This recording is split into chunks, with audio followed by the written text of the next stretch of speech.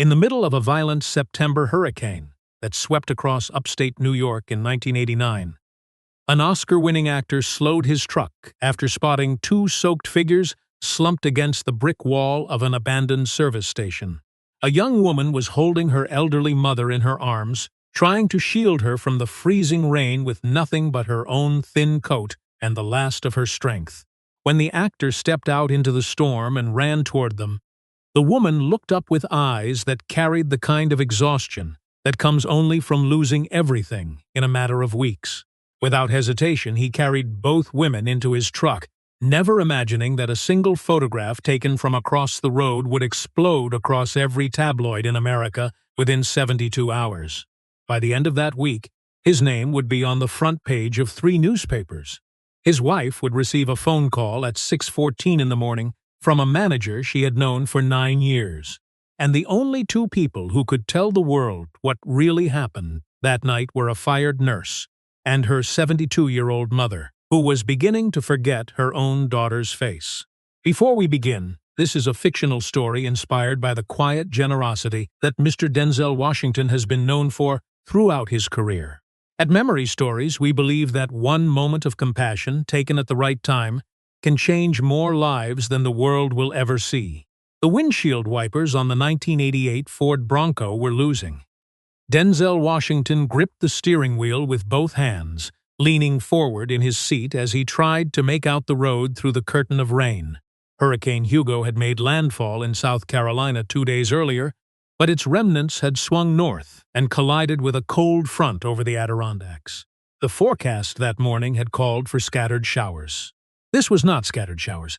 This was the sky cracking open over Route 73 with a kind of fury that pushed his truck 2 feet sideways on every gust. He should have stayed in Mount Vernon. He should have waited until the weekend, accepted Pauletta's suggestion to fly the family up on Saturday instead. But his mother, Lennis Washington, had called him on the morning of the 21st with a tone in her voice he had not heard in years. She had finally cleaned out the attic of the old cabin in Lake Placid, the one his father had built with his own hands in the summer of 1962, and she had found something, a leather-bound notebook, 30 years of his father's private sermons, the ones he had never preached. Lennis had asked Denzel gently but firmly to come get them himself, not to send anyone, not to hire someone, to come, because his father had written his name on the inside cover of the black notebook in 1971, and Lennis believed those pages were meant for him. So here he was at 9:43 p.m. on the 23rd of September, alone in his father's old truck, fighting a storm that should not have existed in this part of the country.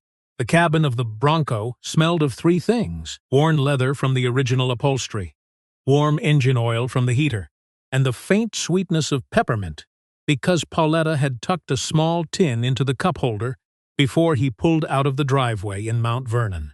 She had not said anything about the storm warnings.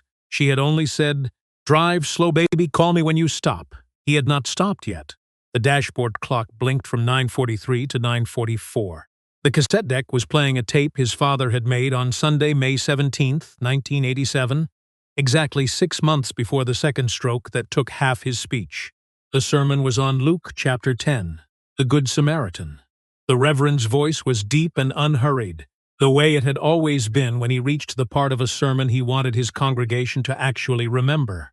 The man came near. He did not pass by. He did not look for an excuse. He stopped. Denzel had heard this sermon 11 times. He played it on long drives. Something about hearing his father's voice in the cab of the truck made the loneliness of the highway feel less complete. Then he saw them. At first, he thought they were trash bags piled against the brick wall of the old Buckner Brothers Sunoco station, the one that had been closed since the bypass was completed in 1981. The sign above the boarded windows was still bolted to the front, half rusted, swinging on a single hinge in the wind. The figures were partially sheltered by a sagging overhang that was doing almost nothing to keep the rain off them. The smaller one moved. Denzel hit the brakes. The Bronco fishtailed slightly on the wet pavement before it settled on the shoulder. He threw it into park, grabbed the heavy yellow flashlight from the glove box, and pushed the door open against the wind. The cold hit him like a wall. The rain was 46 degrees, hard and slanted, and within 4 seconds his denim jacket was soaked through the shoulders. He did not stop to put on a coat. He ran. "Hello," his voice was nearly swallowed by the wind. "Are you all right?" The larger figure raised her head. A black woman in her late 30s, dark hair plastered to her forehead in wet curls, her arms wrapped tightly around an older woman who looked to be at least 70. The younger woman's lips were a faint shade of blue, and her hands were shaking so badly that she could not properly grip the smaller woman's shoulder. "Please," her voice cracked. "Please don't call anyone. Please, ma'am, you're both going to die out here. They'll take her." The woman's eyes were wide and exhausted, and the kind of frightened that has nothing to do with strangers in the rain. "They'll take her from me. Please." Denzel dropped to one knee on the wet pavement. The older woman in the tan coat was conscious but barely. Her eyes drifted across his face without quite focusing, the way the eyes of someone with Alzheimer's drift when they are trying very hard to find a memory and cannot. "Walter," the older woman whispered. "Walter, is that you?" "My name is Denzel, ma'am. I'm here to help, Walter." "You're so wet. Come inside, baby." The younger woman closed her eyes. "Mama, it's not Walter. Daddy passed 11 years ago." "Oh," a pause. "Oh, I know that." Denzel looked at the younger woman. "What is your name, Denise?" Her teeth were chattering hard. "Denise Crawford. This is my mother, Mirabelle." "How long have you been out here, Denise, since the bus?" She tried to remember. Maybe 4 hours, maybe 5. There was a bus from Plattsburgh, but the driver wouldn't let her on without the right ticket, and I didn't have enough cash for both fares, so we got off at the last stop in Shroon Lake, and we tried to walk. You walked in this. There wasn't anywhere else to go. Denzel made a decision in the space of 2 seconds. He stood up, opened the rear door of the Bronco, and ran back. "I'm putting you both in the back. The heater is already on. Do not argue with me, ma'am. I can't pay you. I did not ask you to." He lifted Mirabelle first. She weighed less than 110 pounds, soaked through and trembling, and when he settled her on the back seat, she patted his cheek with a hand that felt like cold paper. "Such a nice boy," she murmured. "Such a nice boy." Denise tried to walk to the truck on her own. She made it 3 steps before her left knee gave out. Denzel caught her before she hit the pavement and half-carried her the rest of the way. She did not fight him, but she also did not lean against him more than she absolutely had to. He recognized the particular posture of a woman who had spent her whole life refusing to need anyone.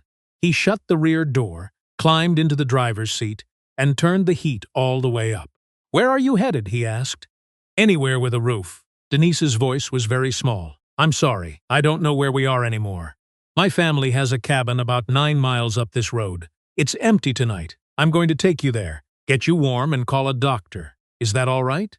She looked at him in the rearview mirror. Really looked.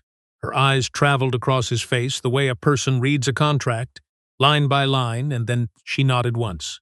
"All right." What Denzel did not see, because he was focused on getting the truck back on the road in 50-mile-an-hour gusts, was the dark gray sedan parked on the opposite shoulder, about 120 feet behind the abandoned station.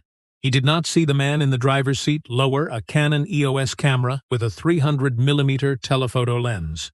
He did not see that man take 7 photographs through the rain in the span of 90 seconds. The man's name was Trevor Hollings. He was 42 years old, a freelance photojournalist who had been working with the Midnight Mirror tabloid for the past 6 years. 2 years earlier, Denzel had refused to grant him an interview about his late father, calling the request, in private, an invasion of grief. Trevor had not forgotten. The Washington cabin sat at the end of a private gravel road that wound a quarter-mile through white pines. Denzel had not been inside it since the summer of 1979. But he kept paying the property taxes and the heating bill, and his mother had a caretaker named Earl Pendergast drop by once a month to check on the pipes. The cabin had 3 bedrooms, 1 bathroom, a wood stove in the main room, and a working telephone that his father had insisted on installing in 1968. Denzel got Mirabelle inside first, then Denise, then he started a fire in the wood stove using kindling that Earl had stacked by the back door. The temperature inside the cabin was 49 degrees according to the thermometer above the kitchen sink. He needed it to be 70.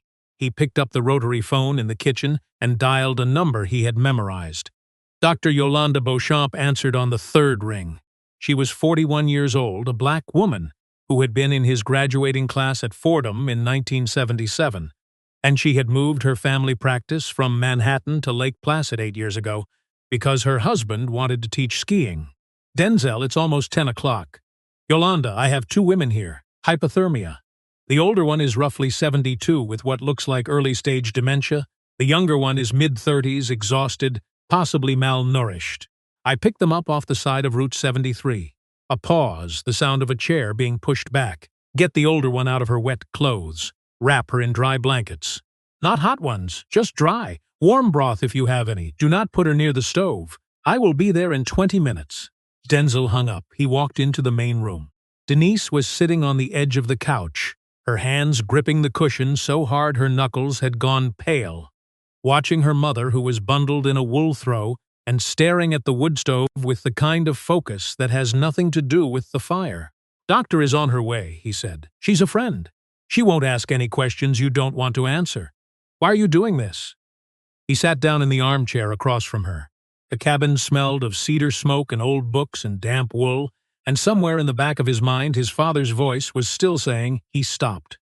Because somebody had to. Denise looked at him for a long time. She had been holding herself together for so many hours that the act of being allowed to stop was making her shake harder, not less. You don't even know us. I know enough. Dr. Yolanda Beauchamp arrived at 10:27 p.m. with her medical bag, a thermos of warm chicken broth, and a calm professional energy that filled the room the moment she walked through the door. She checked Mirabelle first. Core temperature 94, 1 degrees, pulse weak but stable, pupils responsive. Mild confusion consistent with the Alzheimer's diagnosis, Denise quietly confirmed. She started a slow warming protocol and an IV for fluids. Denise was 66 degrees on the ear thermometer when Yolanda first checked her, which meant her body had been running on willpower for hours. Slight dehydration, bruising on the left wrist that was not from tonight, a persistent dry cough. When did you last eat? Yolanda asked. Yesterday morning. There was half a sandwich I split with Mama. Yolanda did not react. She simply nodded, made a note, and went to warm more broth on the stove. While Mirabelle drifted in and out of sleep on the couch, Denise sat at the kitchen table with her hands wrapped around a mug. Denzel sat across from her. He did not push. He just made sure the mug stayed full. After 20 minutes, she started to talk on her own. I was a registered nurse at St. Ambrose Medical Center in Brooklyn, 11 years on the same floor. Geriatric care, mostly. I was good at it. I am good at it. She turned the mug in her hands. 3 months ago, a resident named Dr. Bertram Sterling made a charting error on a medication for a 91-year-old patient. He gave her twice the prescribed dose of a blood thinner. She had a hemorrhagic stroke that night and died 41 hours later. I was the one who flagged the chart. I filed an incident report at 6 o'clock in the morning before my shift ended. What happened? 2 weeks later, I was called into the office of Dr. Clissy Pemberton Sterling, Chief of Hospital Administration. She is Bertram Sterling's mother. Denzel set down his coffee. She told me an internal review had concluded that I was the one who administered the incorrect dose, and that I had attempted to cover it up by filing a false incident report. They had records that showed I had accessed the medication cabinet at 11:47 p.m. that night, which was true, because I always accessed the medication cabinet at that time for my rounds. They had a witness who said she had seen me in the patient's room without supervision, which was also true, because I checked on every patient on that floor every night. They had everything they needed to fire me without paying severance and to file a report with the state's office recommending suspension of my license. Did they file it? It's pending. The hearing is in 6 weeks. My union representative says I'll probably lose. And your mother? Denise's eyes filled with tears for the first time since he picked her up off the side of the road, but she did not let them fall. My mother lives in a small 2-story house on Hancock Street in Bed-Stuy.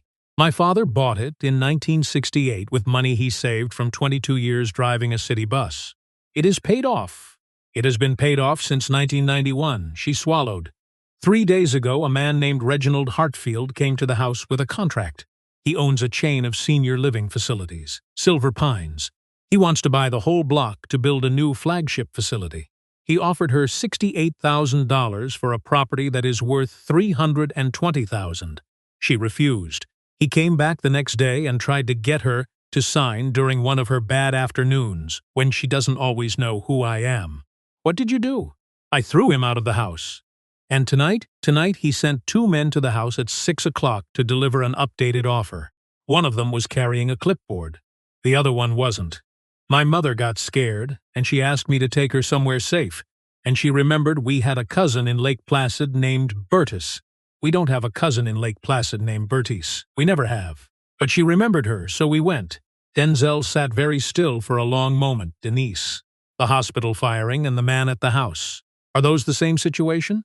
She looked at him. Really looked. He could see her trying to decide whether to say what she was about to say. Reginald Hartfield's name is on the donor wall of the geriatric wing at St. Ambrose Medical Center. He gave $800,000 in 1986. Dr. Lucinda Pemberton Sterling sits on the board of his foundation. They have dinner together every other Thursday at a private club on Park Avenue. You can prove that? I work the wing where the donor wall is. I served Lucinda Pemberton Sterling coffee at 3 different fundraising events. Denzel set his coffee down. He looked across the cabin at Mirabelle, who was now asleep, her breathing soft and even, the IV bag dripping slowly on its stand. He thought about his own mother, who at 71 was still sharp as a knife, but who would one day, maybe, need someone like Denise to protect her. Denise. She looked up. You are going to stay here tonight. Tomorrow morning, we are going to call a lawyer my wife trusts. Her name is Adrian Whitlock. She is in Albany. She is going to know what to do, Mr. Washington. Denzel, I cannot pay you. I have not asked you to. I am not going to ask you to. She looked at him for another long moment. My mother had a son before me. He died at 9 months from a defect in his heart. His name was Walter. She called my father Walter for 36 years, even though his name was Marcus, because she couldn't remember which one of them she had lost first. Denzel did not say anything. He just listened. I am not going to be the one who lets her lose the house too. You are not going to be, Doctor. Yolanda Beauchamp stayed at the cabin until 1:14 in the morning. Before she left, she pulled Denzel aside near the back door. They are both going to be all right, physically. The older woman needs continuous care and a memory specialist, not just a regular doctor. The younger woman needs about 3 weeks of food and sleep before she will be operating at full strength. And mentally? Yolanda looked at him. She is one of the toughest people I have met in a long time, but she is also at the end of her rope. Be careful with her. She does not know how to accept help. I noticed also. Yolanda paused. Denzel, a car has been parked at the bottom of the access road since I got here. Dark gray sedan. The driver has not gotten out. He has not driven away. I drove past him very slowly when I came in, and he had his head down like he was looking at his lap. Denzel walked to the front window of the cabin and looked down the long gravel driveway. He could see the faint shape of a parked car at the bottom, partially obscured by the white pines. There were no headlights, no movement. How long has he been there, he asked. At least an hour and a half. The first call came at 6:14 in the morning to the Washington residence in Mount Vernon. Pauletta Washington had been awake since 5:30, making coffee in her bathrobe, listening to the rain that had finally moved off the coast overnight.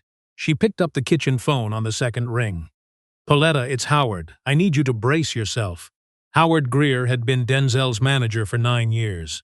He was the godfather of John David, their oldest. He did not call before 9 a.m. unless something was wrong. What is it? The Midnight Mirror is running a cover story this morning. They are printing 4 million copies. The headline reads, Oscar winner's secret family Hollywood star photographed at Adirondack hideaway with mystery woman and mother-in-law. There are photographs, Pauletta, 3 of them. Denzel carrying a woman in her late 30s into the cabin in Lake Placid. They are running a sidebar suggesting he has been supporting them financially for over a decade. The coffee mug in Pauletta's hand did not shake. She set it down on the counter, very carefully, the way a person sets down something fragile. Then she walked across the kitchen, into the small study that had been Denzel's father's library for 14 years before he passed, and she opened the second drawer of the oak desk. Inside, under a stack of children's drawings the kids had given Denzel for Father's Day in 1987, was a photograph she had not looked at in 3 years. It was a black and white picture from 1976. Denzel was 22 years old, just graduated from Fordham, standing on the steps of his father's church in Buffalo. Reverend Washington had his hand on his son's shoulder, and they were both laughing at something off camera. Pauletta did not remember who had taken the picture. She just remembered Denzel telling her once that this was the day his father said to him, "Your work in this world is to be the same man, whether anyone is watching or not." She looked at the photograph for a long 30 seconds. She walked back to the kitchen. Howard was still on the line. "Pauletta, are you there?" "I'm here, Howard. I have to ask. Do you know who the woman is?" "No, and you are not concerned?" She picked up her coffee. The mug was still steady in her hand. "Howard, I have been married to Denzel Washington for 15 years. I know who he is. I know who he is when nobody is looking, because that is the only version of him there is. The Midnight Mirror does not know him. The photographer does not know him. You and I and a handful of other people in this world know him. So no, I am not concerned about my marriage. I am concerned for my husband, because someone has gone to a lot of trouble to hurt him, and I want to know why." She paused. "Howard, I want you to call Adrian Whitlock in Albany. Right now, wake her up. I want her in Lake Placid by noon. I want a full counterstatement drafted by 2 p.m. And I want the name of every editor at the Mirror who touched this story on my desk by tomorrow morning.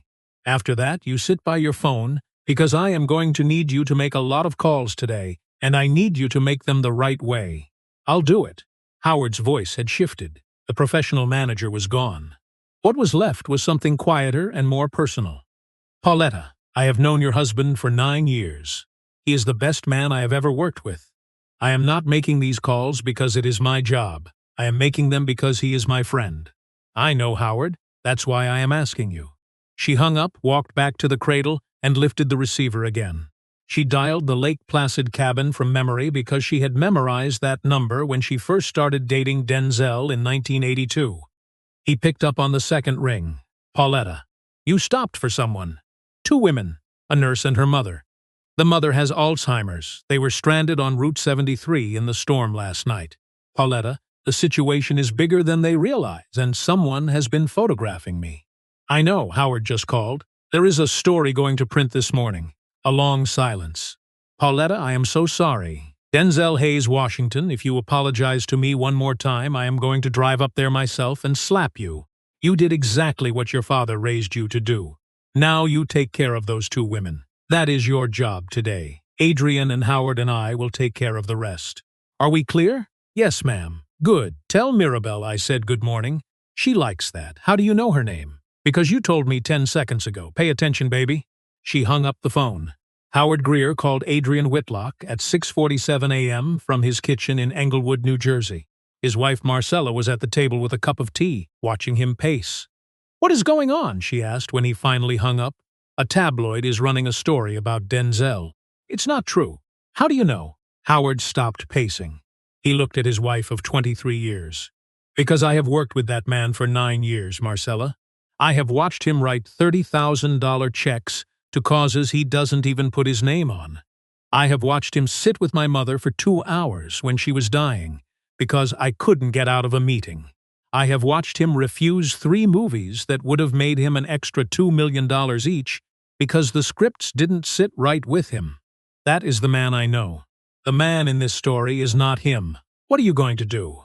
"I am going to start calling people. I am going to call them until somebody listens." He started with the news director at WCBS Radio, a man named Philip Trent, who owed him 3 favors.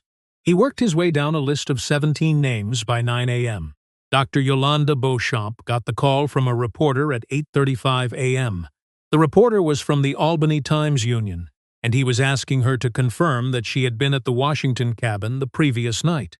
"I was," she said. "Can you describe what you saw?" She was sitting in her own kitchen, looking out at her backyard where the last of the rain was finally tapering off. She thought about her career. She thought about the 15 years of practice she had built in Lake Placid, the patient list she had been so careful to cultivate, the reputation in town for being the doctor who minded her own business and her patient's business and nothing else. "I have known Denzel Washington for 12 years, she said. "We graduated from Fordham in 1977. He called me at 9:48 p.m. last night because 2 women were dying of hypothermia in his back seat. I treated them. The older woman has advanced dementia. The younger woman is recovering from what looks like several weeks of malnutrition. They are both alive because that man stopped his truck in a hurricane to help them. Do you mind if I quote you? Print my full name. Yolanda Beauchamp, M.D. Spell it correctly. She hung up the phone. She made another cup of coffee. She did not regret it. Earl Pendergast, the caretaker, was in his workshop sharpening a chainsaw when the first reporters arrived at the bottom of the gravel driveway at 9:22 a.m. He was 64 years old, had served 3 tours in Korea between 1951 and 1953, and had been taking care of the Washington property since 1973. He walked down the driveway in his work boots and his canvas coat. "You boys lost? We are with the Albany Herald. We are trying to reach Denzel Washington. You are not going to reach him from my driveway." "Sir, the public has a right to know what is going on here." Earl considered the man who had spoken. He set his coffee down on the gatepost. "I have been taking care of the Washington family's property for 16 years. I knew Denzel's father. I have known Denzel since he was a young man bringing his girlfriend up here to introduce her to his daddy. That family is a good family. I am not telling you anything else, and you are not driving up this road. Now move your vehicles, please. I have work to do." The reporters did not move immediately. Earl walked back up to his workshop, picked up his telephone, and called the Lake Placid Sheriff's Office. The reporters were gone by 10:15 a.m. In the cabin, Denzel made breakfast. He scrambled eggs, he toasted bread, he sliced an apple into thin pieces because Yolanda had said Mirabelle could handle thin pieces of fruit but not whole bites. He set the table for 3. Mirabelle came to the table holding Denise's hand, walking carefully because the rug in the hallway had a fold she did not understand. She sat down. She looked at the plate Denzel set in front of her. "Waller, did you make this?" Denzel did not correct her. He just sat down across from her. "Yes, ma'am. I hope you like apples. I love apples, Walter. Do you remember the time we drove out to the orchard in Schenectady?" "I remember," he said. Denise looked at him from across the table. Her eyes were wet, but she was not crying. Denzel poured her coffee. He set the cream and sugar within reach. He did not say anything. The morning paper arrived at 11:08 a.m., carried up the driveway by Earl himself in a plastic bag to keep it dry. He set it on the kitchen counter without comment and left. Denise read the headline. The photographs were grainy but clear enough. The framing was suggestive. The captions did the rest. "Mr. Washington, Denzel. This is going to ruin your career." Denzel was washing the breakfast dishes. He did not look up. "I am not worried about that today." "How are you not worried?" He turned off the water. He dried his hands. He sat down at the table across from her. "Denise, I have a wife who knows me. I have 4 children who know me. I have a manager and a doctor and a lawyer and a caretaker who all know me. They are going to handle the part of this that needs handling.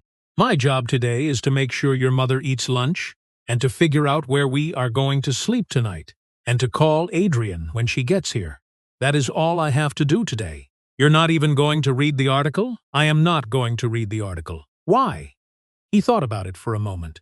"Because I already know what it says, and because reading it would not help your mother eat lunch." Adrian Whitlock arrived at the cabin at 12:51 p.m. in a dark green Volvo with 2 associates and a bound case file. She was 53 years old, a black woman who had practiced family and civil litigation in upstate New York for 27 years. And she had been on retainer with the Washington family since 1986. She came in. She greeted Mirabelle by name and asked after her morning. She sat down with Denise at the kitchen table and listened to her account of the firing at St. Ambrose for 58 minutes without interruption, taking notes in a leather portfolio with a fountain pen. When Denise finished, Adrian closed the portfolio. "Ms. Crawford, I am going to ask you some questions, and I need you to answer them honestly, even if the answer is something you are not proud of. Okay, the medication cabinet at St. Ambrose. Does it have an electronic log since 1987? Every access is recorded with a timestamp and a nurse ID. Can you access your own records? No, but the state nursing board can under subpoena. The witness who said she saw you in the patient's room. Do you know who she was? Helen Krieger, day shift charge nurse. She and I have worked together for 9 years. She did not see me in that room that night. She could not have because she was off duty. Her shift ended at 7 p.m. Adrian nodded slowly. She made one more note, then she closed the portfolio. "I am going to handle this. I want you both to stay here this week. Earl will bring groceries. Dr. Beauchamp will check on your mother every other day. You are going to rest, Miss Crawford. That is the most important thing you can do for me right now. What is Denzel going to do? Adrian smiled for the first time that day. He is going to do what he is already doing. He is going to take care of you and your mother. He is going to let me and his wife do our jobs. She left at 1:43 p.m. with a list, 3 signed authorizations, and a fountain pen that had dried out from running so much ink that morning. By Thursday, the story had begun to change. Helen Krieger called Adrian's office on Wednesday afternoon. Helen had not slept properly in 3 nights, and she had read the Mirror article in the break room at St. Ambrose on Monday morning. And on Tuesday evening she had watched a television interview with Dr. Yolanda Beauchamp on a local Albany news station. She did not know Yolanda, but Yolanda had said 2 sentences that Helen could not stop replaying. Denise Crawford has been a nurse for 11 years. She has spent 11 years showing up. Helen had picked up the phone on Wednesday at 4:17 p.m. and dialed Adrian Whitlock's office. She had told Adrian the entire truth. She had also given her the names of 2 other nurses who had been pressured by Dr. Pemberton Sterling's office to sign statements they had not written. Adrian's investigator pulled the electronic medication cabinet logs from St. Ambrose under emergency subpoena on Thursday morning. The logs showed 3 things that the hospital had not disclosed in its internal review. Denise Crawford had accessed the cabinet at 11:47 p.m. on the night in question, exactly as she had said.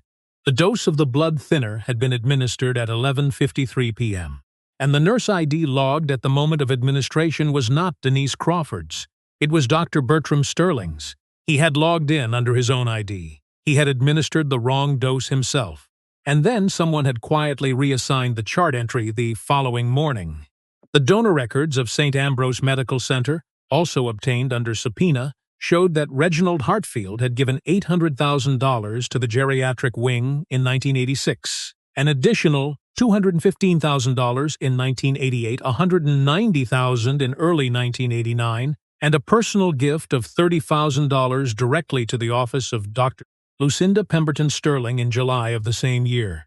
The IRS filings of the Hartfield Foundation listed her as a paid board member, earning $24,000 per year for what was described as advisory services. By Friday morning at 10:18 a.m., Adrian Whitlock filed 3 motions in 3 different courts: a wrongful termination suit against St. Ambrose Medical Center, a civil rights complaint against Dr. Lucinda Pemberton Sterling, and an emergency injunction against Reginald Hartfield's Silver Pines Holdings, blocking any further contact with Mirabelle Crawford or the property at 247 Hancock Street. At 11:45 a.m. that same morning, Pauletta Washington stepped to a podium at the offices of Whitlock and Associates in Albany. She was wearing a navy suit and no makeup. There were 43 journalists in the room. Denzel was not present. He had told Pauletta on the phone the night before that he wanted to stay at the cabin with Mirabelle and Denise. Pauletta had told him to stay. She had said, "This is for me to say, baby. You stay where you are." My husband stopped his truck on the side of the road last Saturday night because a woman was holding her elderly mother in the freezing rain, and no one else had stopped for them in over 4 hours. He brought them to our family cabin because there was nowhere else to take them in the middle of a hurricane. He called a doctor. He helped get them warm. He made them breakfast the next morning. He has not given a single interview, and he is not going to, because that is not who he is. She paused. I am going to tell you who he is. He is a man who calls his mother every Sunday. He is a man who reads his children to sleep when he is in town. He is a man who has kept the same wife and the same friends for over a decade, and who pays his taxes, and who tips well, and who answers his own phone when his manager calls at 7 in the morning. He is a man who, when he saw 2 women dying on the side of a road, stopped his truck. That is who he is. And anyone who knows him will tell you the same thing.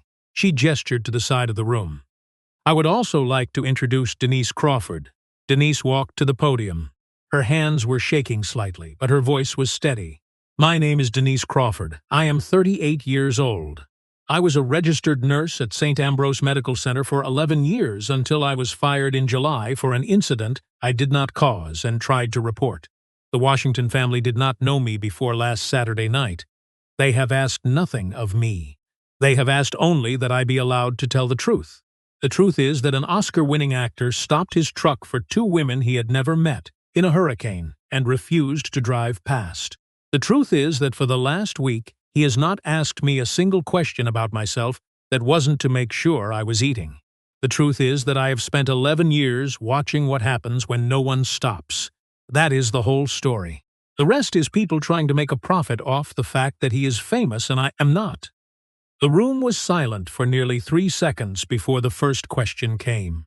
The Midnight Mirror printed a retraction on the front page of its Monday edition. The retraction was 2,400 words long.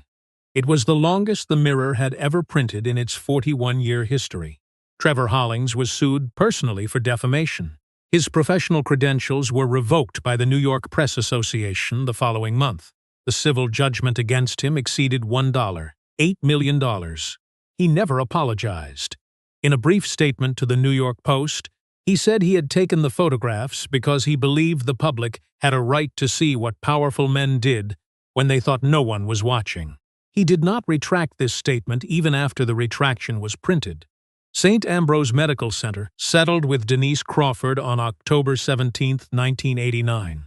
The settlement included full reinstatement, 11 years of back pay differentials, and a written acknowledgement that the original firing had been based on falsified documentation. Denise did not return to St. Ambrose. She chose, instead, to accept a position as Director of Geriatric Nursing at a new facility being developed by a foundation Denzel had quietly established 3 weeks earlier, on the strong recommendation of his wife. Dr. Lucinda Pemberton Sterling was removed from her position as Chief of Hospital Administration on October 24th.